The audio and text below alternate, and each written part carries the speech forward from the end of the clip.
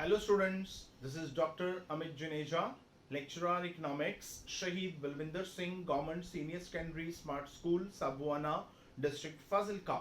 And I welcome you all in this channel, Amit Juneja Economics, and in this lecture of determination of equilibrium level of income, output and employment by Keynesian method and by using the approach of AD and AS. तो जैसे हमने अपने last lecture के अंदर we discussed how we can drive the AD curve and how we can drive the AS curve. Now in this lecture हमने आज बिल्कुल easy काम करना है. हमने इन दोनों कर्व को सिर्फ एक डायग्राम के अंदर जो है वो कंपाइल कर देना है और कुछ नहीं. फॉर दैट सबसे पहले हम क्या करेंगे, हम यहाँ पे इनकम का लेवल जो है वो देखेंगे. उसके बाद उसके अकॉर्डिंगली हम यहाँ पे कंजम्पशन देखेंगे. कंजम्पशन के बाद हम यहाँ पे इन्वेस्टमेंट देखेंगे और इन्वेस्टमेंट के बाद हम यहाँ पे एग्रीगेट डिमांड कर्व जो है वो देखेंगे. सो इनकम स्टार्टिंग में 0 है. मैं कोई नया टेबल नहीं बना रहा हूँ, पिछला टेबल ही यूज कर रहा हूँ. यहाँ पे कंजम्पशन मिनिमम लेवल 10 है, इन्वेस्टमेंट मिनिमम लेवल 10 है और एग्रीगेट डिमांड 20 है. Then income is 10, consumption 15. क्यों? हम एमपीसी जो है वो 0.5 ले रहे हैं. यहाँ पे इन्वेस्टमेंट कांस्टेंट 10 पे, aggregate demand 25, income 20, consumption 20, investment 10, aggregate demand 30. ये मैं ऑलरेडी करा चुका हूँ इसलिए मैं थोड़ा यहाँ पे स्किप कर रहा हूँ चीजों को. तो 25 यहाँ पे, सॉरी यहाँ पे 30 क्योंकि हम इनकम को एक कांस्टेंट रेट पर राइज कर रहे हैं. That is 25, 10 and 35. 40, 30, 10, 40. Next 50, 35, 10, 45, 60, 40, 10, 50. अब नाउ दिस इज कांस्टेंट. अब यहाँ पे ये जाके 60 पे कांस्टेंट हो गया, इससे चेंज नहीं होना है. ओके, सो अगर ये चेंज नहीं होगी तो अब कंजम्पशन भी चेंज नहीं होगी. It also remains at 40. अब अगर गवर्नमेंट चाहे तो क्या कर सकती है, इसको इंक्रीज करके एग्रीगेट डिमांड को इंक्रीज करा सकती है. Otherwise no option, aggregate demand increase नहीं हो सकती आफ्टर दिस पॉइंट. अगर आप यहां पर जो है वो चाहते हैं कि एग्रीगेट डिमांड इंक्रीज हो तो ऑप्शन क्या है. देखिए अब यहाँ पे एग्रीगेट डिमांड बनी कैसे थी, वो बनी थी कंजम्पशन और इन्वेस्टमेंट को ऐड करके. यहाँ पे कंजम्पशन डिपेंड करती है इनकम पे. अब इनकम यहाँ पे कांस्टेंट हो चुकी है क्योंकि इकोनॉमी के अंदर फुल एम्प्लॉयमेंट का लेवल जो है वो आ चुका है. तो अगर आपकी इनकम यहाँ पे कांस्टेंट है तो यहाँ पे कंजम्पशन क्या हो जाएगा, कांस्टेंट. अब ये कांस्टेंट है, अब इससे तो 40 से चेंज होना नहीं. अगर आप चाहते हैं कि ये इंक्रीज हो तो what are the options. Options ये हैं कि आप सिर्फ इन्वेस्टमेंट को इंक्रीज कर सकते हैं. You have none other option. तो हम उस चक्कर में नहीं पड़ते. For the sake of simplicity हम मान लेते हैं कि यहाँ पर जाके जो है बात खत्म हो जाती है. 60 जो है वो हमारा फुल एम्प्लॉयमेंट का लेवल जो है वो आ जाता है. ठीक, अब हम एएस कैसे बनाएं, जरूरत ही नहीं एएस बनाने की क्योंकि इनकम है हमारी, एएस कर्व है. तो इनकम बोलिए कि एएस कर्व बोलिए, सेम. अब क्या करते हैं, अब हम यहां पर जाके सिर्फ 2 कर्व्स बनाएंगे for the sake of simplicity. क्योंकि हमने अपने पिछले डायग्राम के अंदर जब एग्रीगेट डिमांड कर्व बनाई थी तो एग्रीगेट डिमांड के अंदर सबसे पहले हमने कंजम्पशन कर्व बनाए, फिर हमने इन्वेस्टमेंट कर्व बनाए, फिर दोनों को ऐड किया तो एग्रीगेट डिमांड बनी. अब अगर हम तीनों कर्व फिर से बनाए, पहले मैं कंजम्पशन कर्व बनाऊं, फिर मैं इन्वेस्टमेंट कर्व बनाऊं, फिर मैं एग्रीगेट डिमांड कर्व बनाऊं, उसके बाद इक्विलिब्रियम दिखाने के लिए मैं एग्रीगेट सप्लाई कर्व बनाऊं, तो एक ही डायग्राम में 4 कर्व्स बन जाएंगी. तो वो थोड़ा समझना उसको मुश्किल हो जाएगा. हम क्या करते हैं, सिर्फ 2 ही कर्व बनाते हैं. यहाँ पे एग्रीगेट सप्लाई बोल लीजिए, यहाँ पे आप एम्प्लॉयमेंट बोल लीजिए, यहाँ पे आप इनकम बोल लीजिए और यहाँ पे जाके आप आउटपुट बोल लीजिए. कुछ मर्जी बोल लीजिए, कोई फर्क नहीं पड़ता, सारी चीजें सेम है. सो हम यहाँ पे एग्रीगेट आउटपुट या सप्लाई 10, 20, 30, 40, 50 एंड 60. यहाँ पर 10, 20, 30, 40, 50 एंड 60. अब जितना मर्जी ले सकते हैं. सबसे पहले हम बनाएंगे एग्रीगेट सप्लाई कर्व. सो जो एग्रीगेट सप्लाई कर्व है वो 45 डिग्री पे बननी है. 45 डिग्री पे कैसे, जैसे जैसे एग्रीगेट डिमांड बढ़ेगी वैसे वैसे हम एग्रीगेट सप्लाई को भी बढ़ाएंगे, क्योंकि हम केन्स के अकॉर्डिंगली मान के चल रहे हैं कि जो एग्रीगेट सप्लाई कर्व है दैट इज फुली इलास्टिक और दैट इज परफेक्टली इलास्टिक। तो ये मैं यहाँ पे थोड़ा लाइट डॉट्स यूज कर रहा हूं, ठीक है, ताकि मैं बिल्कुल 45 डिग्री पे उस कर्व को जो है वो बना सकूं, क्योंकि अगर ये 45 डिग्री पे नहीं बनी तो आपकी जो डायग्राम है वो गलत हो सकती है। सो यहाँ पे ये आपकी कर्व जो है वो यहाँ पे ऐसे बन जाएगी। तो हम जीरो से इसको स्टार्ट करेंगे, क्योंकि अगर इनकम जीरो है तो एग्रीगेट सप्लाई भी क्या होगा, जीरो होगी। तो ये आपकी 45 डिग्री तक जो आपकी एग्रीगेट सप्लाई कर्व है वो जारी है। सो यहाँ पर मैं एंगल बना देता हूँ 45 का। इसके बाद जो एग्रीगेट सप्लाई कर्व है उसने क्या हो जाना है, कांस्टेंट हो जाना है, क्योंकि उसके बाद क्योंकि फुल एम्प्लॉयमेंट आ गया है। सो उसके बाद आपकी एग्रीगेट सप्लाई जो है वो चेंज नहीं होगी। So this green line shows your aggregate supply curve. हम इसको थोड़ा बोल्ड कर देते हैं ताकि हम एग्रीगेट सप्लाई जो है उसको इजिली आइडेंटिफाई जो है वो कर सकें। सो this is your aggregate supply curve जो आपकी 45 डिग्री के ऊपर जो है वो बन रही है। सो this is your aggregate supply curve. Done. अब हम बनाएंगे एग्रीगेट डिमांड कर्व। जो एग्रीगेट डिमांड कर्व है वो हमने कैसे बनानी है, तो आपके सामने पड़ी है।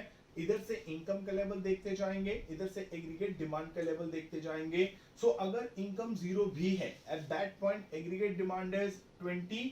सो this is the point. After that 10 income पे एग्रीगेट डिमांड 25, 10 पे एग्रीगेट डिमांड जो है वो 25 है। इधर से आप इनकम का लेवल लेंगे एक्स एक्सिस से और वाई एक्सिस से आप एग्रीगेट डिमांड का लेवल लेंगे। सो 10 इनकम है, एग्रीगेट डिमांड आपकी 25 है। 20 इनकम पे एग्रीगेट डिमांड आपकी 30 है, तो 20 पे 30 है, 30 पे 35 है, 30 पे 35। So this is the point. Then 40 40 same, this is the point. 50 पे 45, 50 पे 45, so this is the point. And 60 पे 50, 60 पे 50, so this is the point. So this is your aggregate demand curve which is equal to C plus I. So मैं इसको भी थोड़ा bold कर देता हूं ताकि हम इसको भी इजीली आइडेंटिफाई कर सकें। सो ये जो रेड लाइन जा रही है ये क्या है, ये आपकी एग्रीगेट डिमांड कर्व जो है वो जा रही है, ठीक है। तो अब यहाँ पे अगर हम देखें तो एग्रीगेट डिमांड और एग्रीगेट सप्लाई जो है वो एक दूसरे को एक पॉइंट पर इंटरसेक्ट कर रहे हैं and this is the point and this is called point ई। अब ई पॉइंट पे क्या है, aggregate demand aggregate supply equal है, उसके अकॉर्डिंगली इकोनॉमी के अंदर जो है वो इक्विलिब्रियम आ चुका है। अब वहां पर एग्रीगेट डिमांड जो है वो कितनी है, 40। देखिए एग्रीगेट डिमांड कितनी है, 40। एग्रीगेट सप्लाई कितनी है, 40। एग्रीगेट डिमांड और एग्रीगेट सप्लाई जो है वो क्या है, वो इक्वल है और इकोनॉमी के अंदर इक्विलिब्रियम जो है वो आ चुका है। तो उसके अकॉर्डिंगली क्या होगा, यहाँ पे 40 लोगों को काम मिलेगा, उसके अकॉर्डिंगली उतनी इनकम होगी, उतनी सप्लाई होगी, उतनी आउटपुट होगी। अब ये है केन्स के अकॉर्डिंगली इकोनॉमी के अंदर इक्विलिब्रियम का लेवल। अब जो बात ध्यान देने वाली है वो क्या है, जो बात ध्यान देने वाली है वो ये है कि अब अगर आप ध्यान से सोचें इस डायग्राम में हमने कौन सा मेन पॉइंट जो है वो टच करना है, वो ये है कि केन्स कहता कि इकोनॉमी के अंदर इक्विलिब्रियम आ चुका है जहां पे एग्रीगेट डिमांड और एग्रीगेट सप्लाई इक्वल है। अब एग्रीगेट डिमांड और एग्रीगेट सप्लाई 40-40 भी इक्वल है। 40 is the aggregate supply level and 40 is the aggregate demand level. अब ये आ गए। अगर हम देखें कि 40 के ऊपर क्या इकोनॉमी के अंदर फुल एम्प्लॉयमेंट इक्विलिब्रियम लेवल आया कि नहीं आया, चेक करो। अब फुल एम्प्लॉयमेंट कहां पे आना था, हमने मान के चल रहे थे कि फुल एम्प्लॉयमेंट लेवल 60 पे है।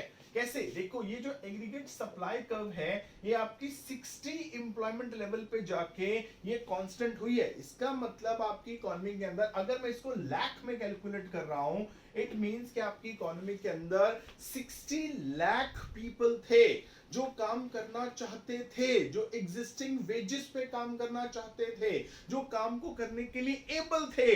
पर आपकी इकोनॉमी में इक्विलिब्रियम जो है वो क्या हुआ, वो 60 से पहले आ गया। मतलब आपकी इकोनॉमी में aggregate demand aggregate supply equal तो हो गए, पर वो फुल एम्प्लॉयमेंट पर इक्विलिब्रियम में नहीं आए, वो फुल एम्प्लॉयमेंट से पहले ही बराबर हो गए। मतलब इक्विलिब्रियम तो आ गया पर फुल एम्प्लॉयमेंट पर नहीं आया। केन्स ने इसको नाम दिया अंडर एम्प्लॉयमेंट इक्विलिब्रियम।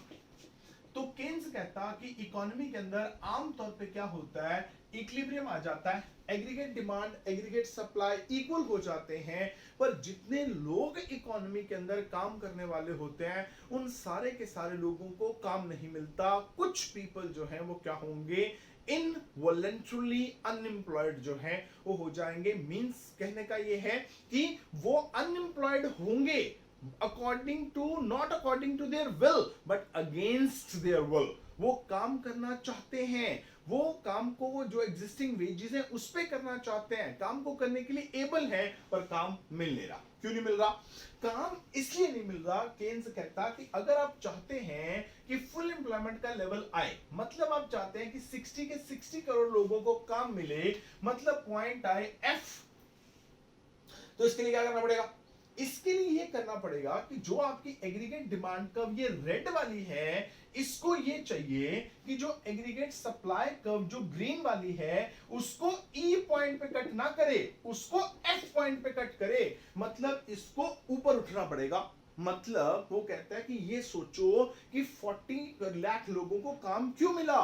वो कहता है एक्चुअली जो एंटरप्रेन्योर्स हैं वो 60 लाख लोगों को काम देना चाहते हैं, वो चाहते हैं कि फुल एम्प्लॉयमेंट का लेवल आए, पर वो 40 को काम क्यों दे रहे हैं? क्योंकि अगर वो चाहते हैं कि सारे के सारे लोगों को काम देना है, उसके लिए आपकी एग्रीगेट डिमांड इतनी होनी चाहिए कि वो क्या कर सके, वो इसको एग्रीगेट सप्लाई कर्व जो ग्रीन लाइन है उसको एफ पॉइंट पे कट कर सके। पर आपकी एग्रीगेट डिमांड उससे क्या है, उससे नीचे है। एक्चुअली एग्रीगेट डिमांड जो है वो होनी चाहिए, let it be this, aggregate demand होनी चाहिए ये ब्लैक वाली।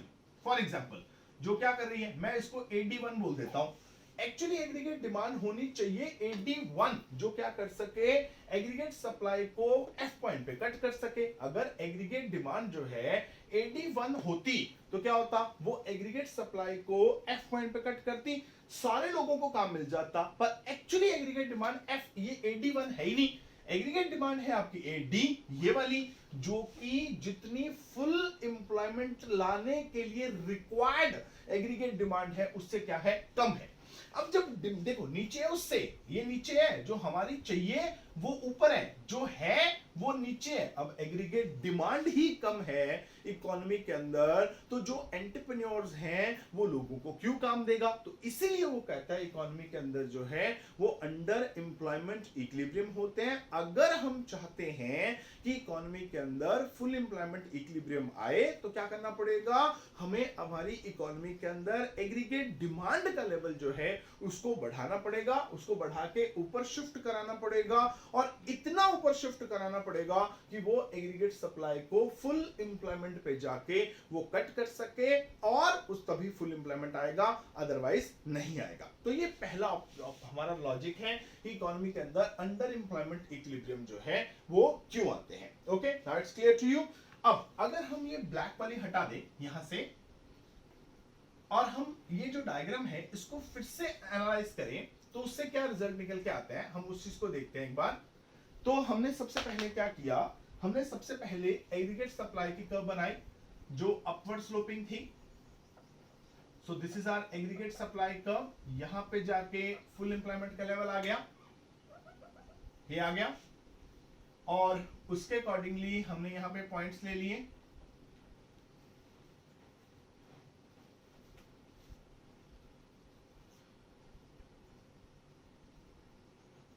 ये ई पॉइंट हमारा इक्विलिब्रियम आ गया, जहां पे एग्रीगेट डिमांड एग्रीगेट सप्लाई जो है वो क्या है, इक्वल है, और इकोनॉमी के अंदर जो है वो इक्विलिब्रियम आ रहा है। अब इक्विलिब्रियम तो आ रहा है, पर इकोनॉमी के अंदर क्या है, फुल एम्प्लॉयमेंट का लेवल नहीं है, इक्विलिब्रियम फुल एम्प्लॉयमेंट से पहले आ रहा है।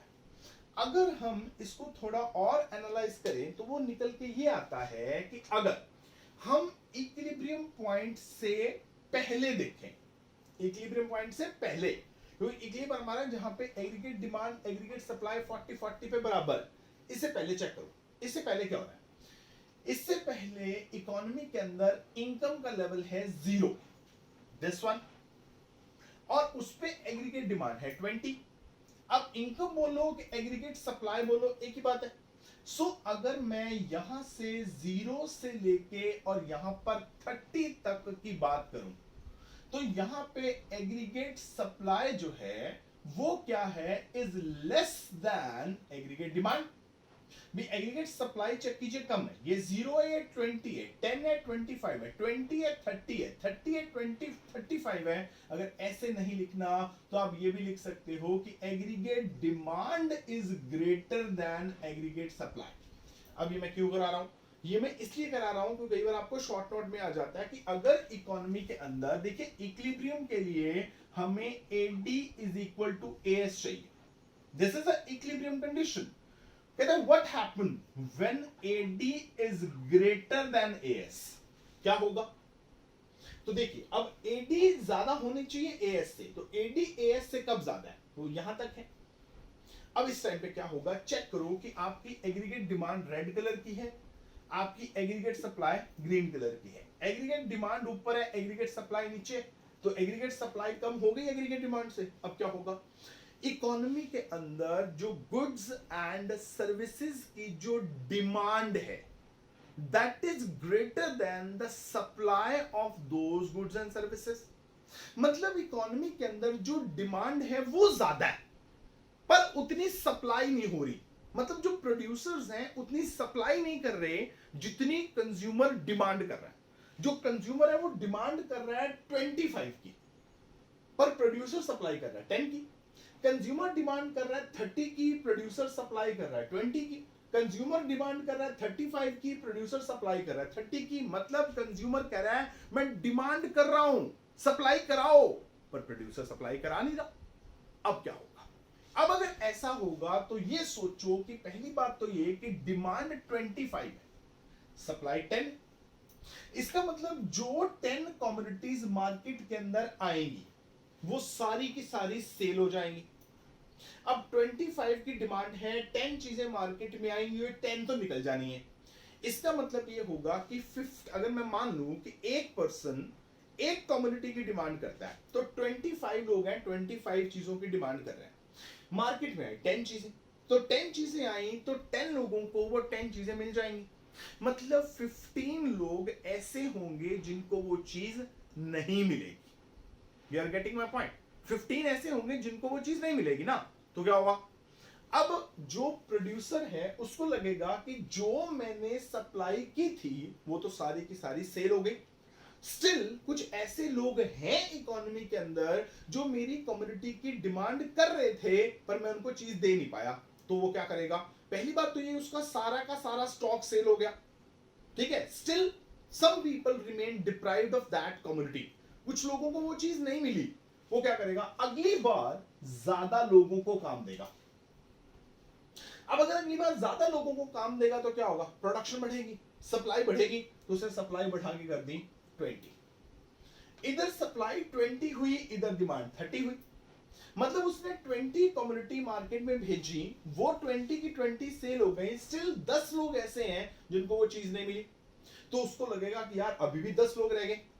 मतलब अभी भी लोग ऐसे हैं जो मेरी कम्युनिटी की डिमांड कर रहे हैं पर मैं उनको दे नहीं पा रहा हूं। अगली बार वो क्या करेगा, सप्लाई और बढ़ाएगा।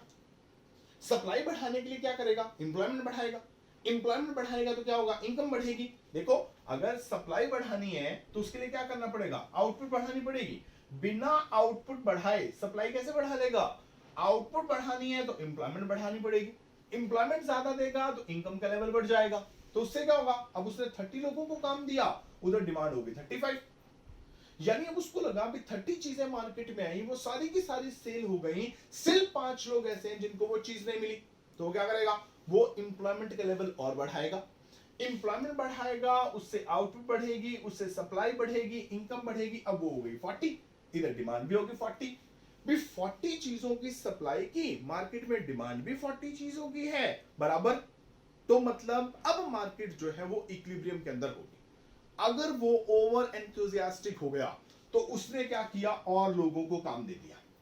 अब सिचुएशन क्या है, अब सबसे पहले एग्रीगेट डिमांड एग्रीगेट सप्लाई से ऊपर थी, फिर क्या हुआ, 40-40 पे aggregate demand aggregate supply equal हो गए। उसके बाद क्या हो रहा है, चेक करो कि aggregate supply is greater than aggregate demand.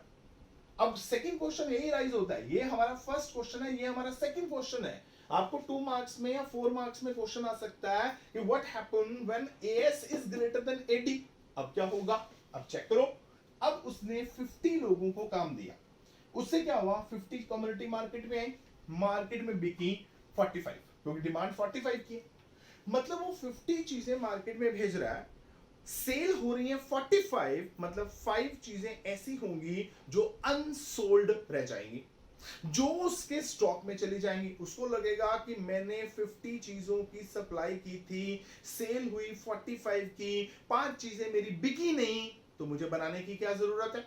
तो वो क्या करेगा, अगर ऐसा कुछ हो गया तो वो अगली बार, क्योंकि अब ऑलरेडी 5 चीजें उसके स्टॉक में पड़ी हैं, अगली बार वो क्या करेगा, इंप्लॉयमेंट का लेवल कम कर देगा, क्योंकि उसको समझ आ गई कि जितनी मैंने सप्लाई की थी उतनी सेल नहीं हुई है, मतलब मार्केट में उतनी डिमांड नहीं है। तो उसने क्या करना है, उसने अगली बार इंप्लॉयमेंट का लेवल कम कर देना है।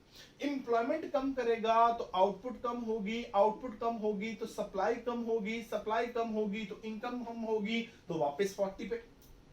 अगर वो 60 पे पहुंच जाता, 60 पे वो 60 चीजें भेजता, मार्केट में बिकती 50, इसका मतलब उसको 10 चीजें ऐसी होती जो उसकी सेल नहीं होती, मतलब वो 10 चीजें उसके स्टॉक में जाती, स्टॉक में जाती मतलब ओवर प्रोडक्शन। ओवर प्रोडक्शन, अगली बार वो क्या कहता है, वो कहता है मैंने सामान भेजा था वो तो बिका नहीं, अगली बार क्या करेंगे, इंप्लॉयमेंट का लेवल कम कर देंगे। इंप्लॉयमेंट का लेवल कम करेंगे तो फिर से आउटपुट कम हो जाएगी, एग्रीगेट सप्लाई कम हो जाएगी, इनकम कम हो जाएगी, वापस 40 पे पहुंच जाएंगे।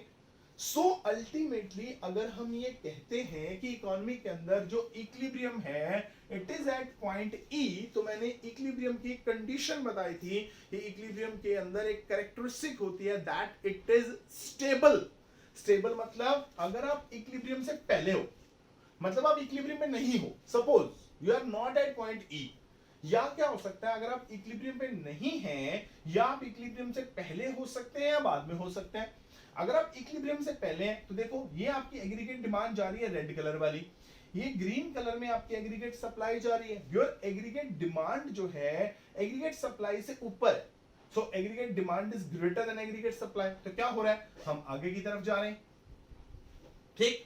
अब यहां पे इक्विलिब्रियम आ गया, अगर इक्विलिब्रियम आया उसके बाद अगर आप चले गए, मान लो अब एग्रीगेट सप्लाई ग्रीन कलर ये ऊपर निकल गई, एग्रीगेट डिमांड आपकी कम रहेगी, तो क्या होगा, अगर डिमांड कम है सप्लाई ज्यादा हो रही है तो वो क्या करेगा, वो वापस आएगा, वापस आएगा तो अल्टीमेटली उसने ई पॉइंट पे पहुंच ही जाना है। ई पॉइंट पे पहुंच जाना मतलब इक्विलिब्रियम वापस रिस्टोर हो जाएगा, तो हम कहेंगे कि this is the stable equilibrium in the economy. So this is our aggregate demand, aggregate supply approach for the determination of equilibrium level of income, output and employment. Now it's clear to you.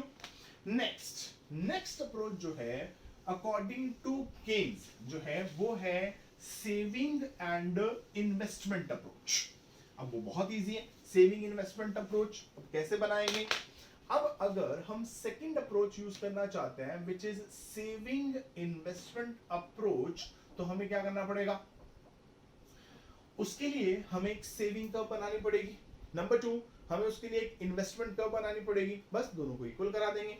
सबसे पहले हमें calculate करनी है saving, तो saving कहां से calculate होंगी, income.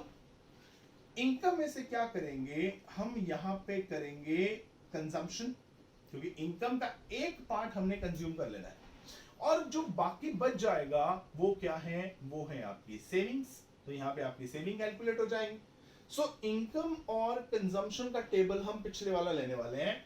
शुरू में इनकम 0, तो आपका minimum level of consumption 10, income 10, consumption 15, income 20, consumption 20, income 30, consumption 25, income 40, consumption 30, income 50, consumption 35, income 60, consumption 40। ये हमने पिछला ले ली। अब चेक करो, अब income is equal to what? It is consumption plus saving। Okay, हमारी इनकम के दो पार्ट्स होते हैं, either we consume or we save। So starting में अगर मैं बोलूं कि मुझे सेविंग कैलकुलेट करें, I want to calculate this, so what is S?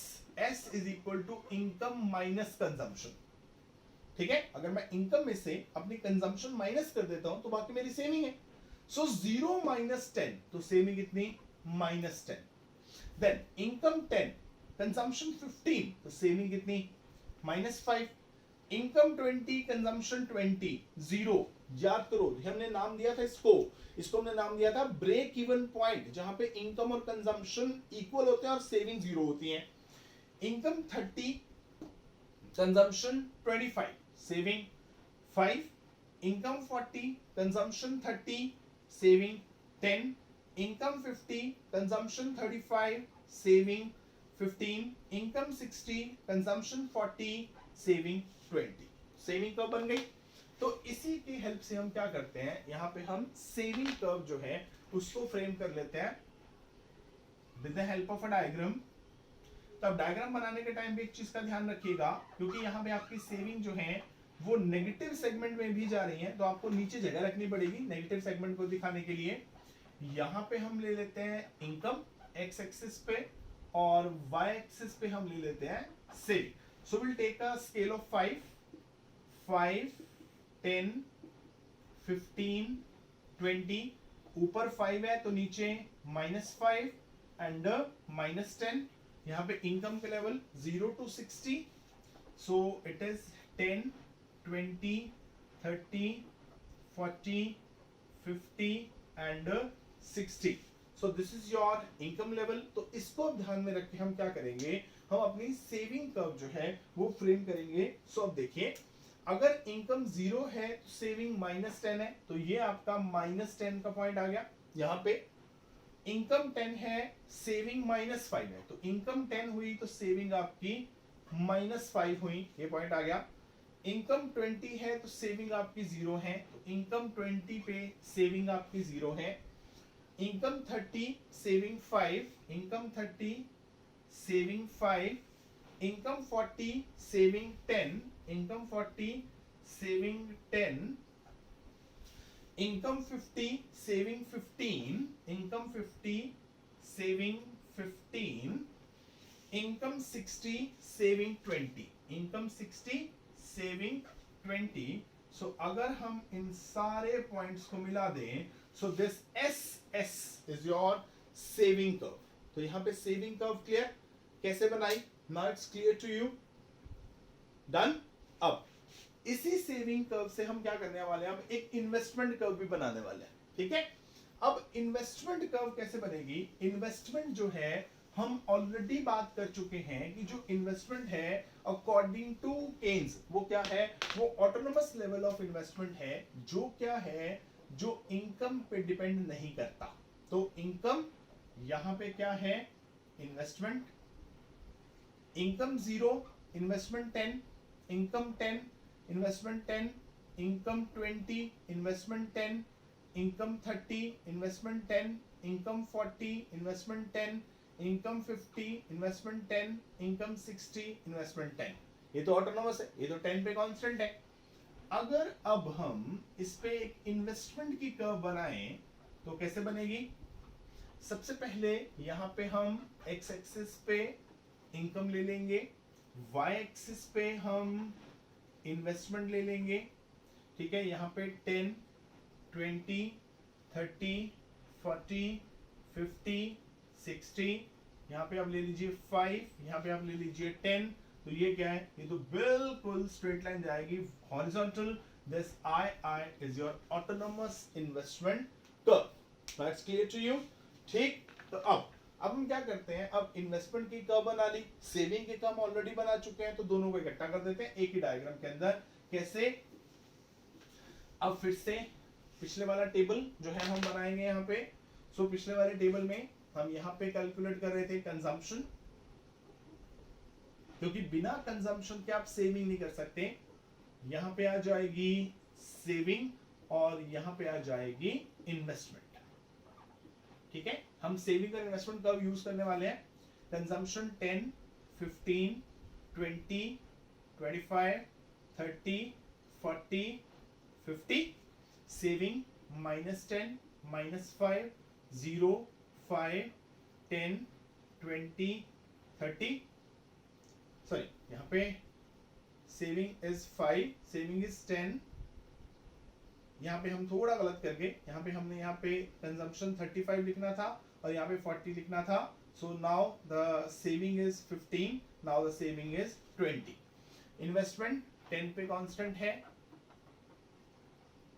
तो ये 10 पे ही रहेगी.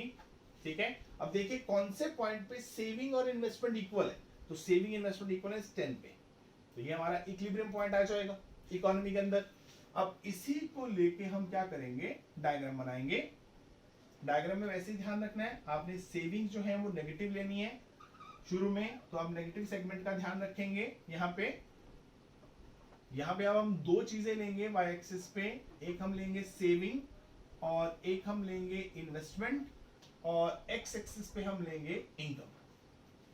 सो income level 10, 20, 30, 40, 50 and 60. Savings are -5 and -10. यहाँ पे 5 पॉजिटिव में जा रही हैं, 10, 15 एंड 20. ओके, सबसे पहले हम क्या करते हैं, सबसे पहले हम अपनी जो इन्वेस्टमेंट कर्व है वो बना लेते हैं, क्योंकि वो हमारी 10 पे फिक्स है तो वो थोड़ा इजी है हमारे लिए बनाना. This is our investment curve. अब हम क्या करेंगे, अब हम बनाएंगे हमारी सेविंग कर्व. जो सेविंग कर्व है वो कैसे बनेगी, चेक कीजिए.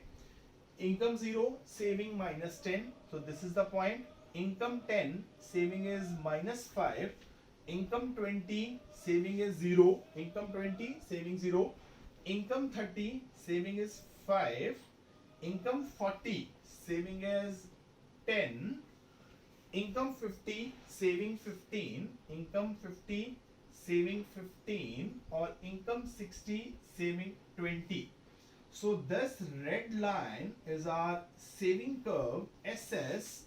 So देखिए सेविंग और इन्वेस्टमेंट कहाँ पे कट कर रहे हैं, इस पॉइंट पे, तो ये E आ गया.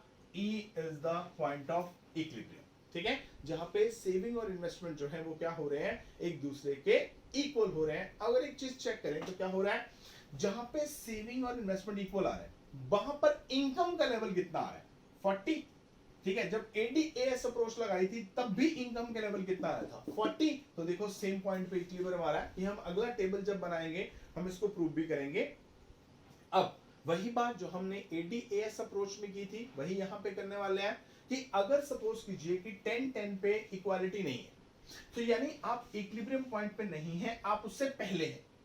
अगर आप उससे पहले हैं तो क्या हो रहा है, इकोनॉमी के अंदर जो सेविंग्स है वो क्या है, वो कम है और इन्वेस्टमेंट जो है वो ज्यादा है. देखिए सेविंग हो नहीं रही है, इन्वेस्टमेंट 10, सेविंग 5, इन्वेस्टमेंट 10, तो savings are less than investment. मतलब इन्वेस्टमेंट डिमांड ज्यादा है और सेविंग उतनी हो नहीं रही. मतलब जो इन्वेस्टर्स हैं वो कहते हैं कि हमने इन्वेस्टमेंट करनी है, हम इन्वेस्टमेंट करना चाहते हैं, हम चीजों में पैसे लगाना चाहते हैं, पर हमें लोगों की सेविंग्स नहीं मिल रही हैं, क्योंकि जब तक लोग सेविंग करके उसको फाइनेंशियल सिस्टम के अंदर नहीं रखेंगे, बैंक्स के अंदर नहीं रखेंगे, हम इन्वेस्टमेंट कहां से लेंगे, क्योंकि हमने इन्वेस्टमेंट के लिए हमें पैसे चाहिए. वो पैसे कौन देगा, वो फाइनेंशियल सिस्टम देगा. फाइनेंशियल सिस्टम कहां से देगा, बैंक कहां से पैसे देंगे. जब लोग अपनी सेविंग कर करके बैंक्स में डिपॉजिट कराएंगे तभी तो बैंक वो पैसे आगे इन्वेस्टर्स को देगा. अब इन्वेस्टर डिमांड कर रहा है कि मुझे इन्वेस्टमेंट करनी है, मुझे सेविंग चाहिए, पर सेविंग हो नहीं रही, तो क्या होगा. अब अगर इन्वेस्टमेंट फिर भी अगर गवर्नमेंट इन्वेस्टमेंट करती है, ठीक है, अब ये इन्वेस्टमेंट गवर्नमेंट कर रही है 10, तभी वह कांस्टेंट है. गवर्नमेंट कहती है मुझे इन्वेस्टमेंट करनी है पर मुझे यहां से फाइनेंशियल सिस्टम से पैसे नहीं मिल रहे, तो गवर्नमेंट क्या करेगी, गवर्नमेंट अपनी फिस्कल पॉलिसी लेके आएगी. ये फिस्कल पॉलिसी क्या है, related with income and expenditure of the government. Government deficit financing कर सकती है, नए नोट पब्लिश कर सकती है, कुछ भी करके उसने क्या किया, 10 की इन्वेस्टमेंट कर दी. अगर गवर्नमेंट इन्वेस्टमेंट करेगी, किसी न किसी काम में पैसे लगाएगी, तो क्या होगा, अगर किसी न किसी काम में पैसे लगाएगी तो कोई ना कोई चीजों की डिमांड होगी.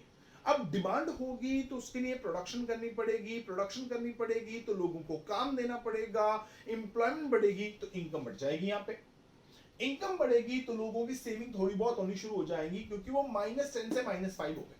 गवर्नमेंट ने उठा के 10 करोड़ की इन्वेस्टमेंट और कर दी। अब गवर्नमेंट इन्वेस्टमेंट और करेगी तो डिमांड और बढ़ेगी। जब डिमांड और बढ़ेगी तो उसके लिए प्रोडक्शन करनी पड़ेगी, प्रोडक्शन के लिए लोगों को काम देना पड़ेगा, उससे इनकम और बढ़ेगी, तो इनकम बढ़ के 20। गवर्नमेंट ने इन्वेस्टमेंट और कर दी। जब और इन्वेस्टमेंट करी तो और कमोडिटी की डिमांड बढ़ी, उसके लिए और प्रोडक्शन करनी पड़ी, उसके लिए और लोगों को काम देना पड़ा, उससे और इनकम हुई, इनकम बढ़ के 30। गवर्नमेंट ने और इन्वेस्टमेंट कर दी, फिर से डिमांड बढ़ी, फिर से प्रोडक्शन बढ़ानी पड़ी, फिर से लोगों को काम देना पड़ा, फिर से इनकम बढ़ी, इनकम बढ़ के 40। सेविंग इन्वेस्टमेंट बराबर। तो अगर सेविंग जो है वो इन्वेस्टमेंट से कम है तो क्या होगा, इस केस के अंदर गवर्नमेंट डेफिसिट फाइनेंसिंग अडॉप्ट करके इन्वेस्टमेंट करेगी। इससे क्या होगा, लोग जो हैं वो चीजों की डिमांड करेंगे, उससे क्या होगा, एम्प्लॉयमेंट बढ़ेगी, इनकम बढ़ेगी, और अल्टीमेटली आप ई पॉइंट पे आ जाएंगे।